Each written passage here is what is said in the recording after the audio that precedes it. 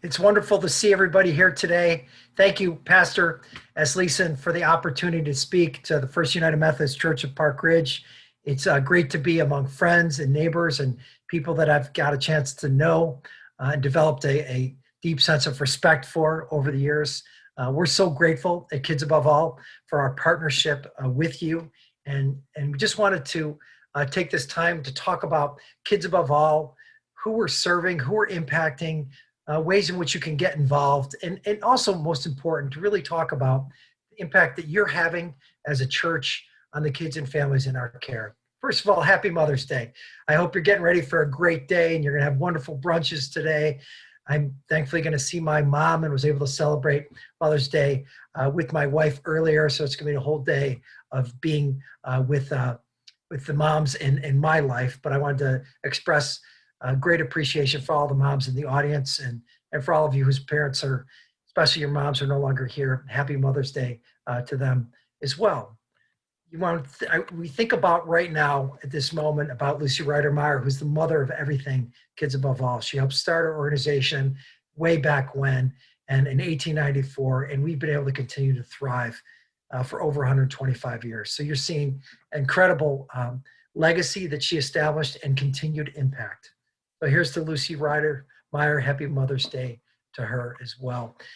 Lucy Rydermeyer understood that our mission was to place the safety, well-being, and education of all kids above everything else.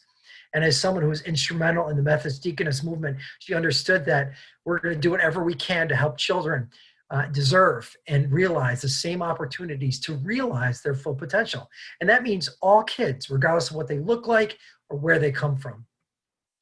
Here's a slide that illustrates the impact that Park Ridge First United Methodist Church has had on Kids Above All. In this last year alone, the holiday gift drive, 40 kids were able to experience the joy of the holidays through toys, clothes, and books.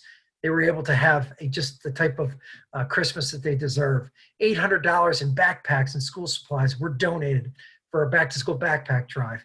Through the United Methodist Women, 50 masks were donated and created to protect our kids and families from COVID. And hygiene kits were donated for our young people going off to college so they can make that transition successfully. If you look at our client ages, who we serve, the bulk of the kids that we impact are under the age of 18. So that's about 1,200. But when you also see, we have 224 kids that we impact in 19 to 24 years of age.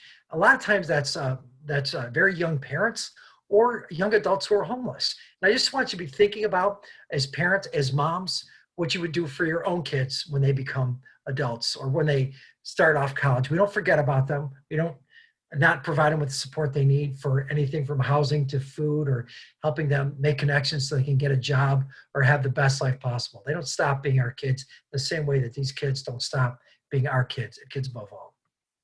When you look at the breakdown racially and ethnically, 87% of the kids in our care are from Black and brown communities. And that means we have to meet our kids and families where they're at and understand their culture, understand their challenges, understand what they've endured because of what they look like and where they come from. And so we've created a diversity, equity, inclusion, and access initiative to best understand that and to incorporate diversity, equity, inclusion into everything we're doing, so we can get to the next level of support.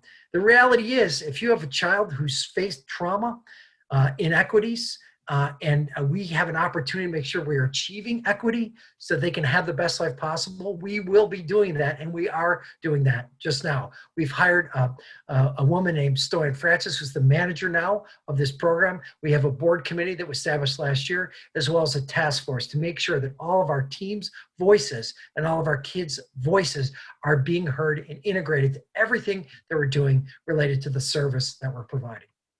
Here's our impact from last year. 674 kids who are living in poverty are now ready for kindergarten. 346 children found supportive, loving homes through our foster care and adoption programs. 64 kids and parents who lost a family member to homicide participate in Camp Sheila to assist them on a healing journey. So the impact has been significant, and the good news is that we have an opportunity to make even more of an impact, and we're getting the support from partners like you to ensure that that's going to happen. So what's new at Kids Above All, we're expanding our licensed home-based daycare provider program by 75 more kids in this year. Next year, we're going to grow by another 75 more kids. We're also expanding our doula program to work with pregnant moms to make sure that their kids have the essentials they need to start their lives together. This is an outstanding program because we're not just in the space of working just with infants anymore. We're working with moms at the point of pregnancy. And that impact is significant. And for our merge program, for our program for homeless young adults, we're adding an additional 10 housing units in the Lake County area. There's ways to get involved. As you already know, we have the back to school backpack drive coming up, beautification projects, program kits. You can get involved as a mentor, a foster parent, a tutor. We're opening up a Better Life Distribution Center in Elk Grove, and there'll be a chance for you to go out and donate supplies, but in group activities to make sure that we are shopping and providing essentials for kids and families through donated goods and services and supplies. So it's an exciting opportunity. So I just wanted to thank you for all that you're doing. I'm so grateful to Pastor Asleason for the opportunity to present here today. Very thankful to the United Methodist Women for everything that you do each and every day, and especially for all the moms on Mother's Day. Happy Mother's Day to you. Really, really appreciate everything that you do each and every day, not just for your families, but for all that you're doing for our kids to make sure that they have the best life possible. Thank you.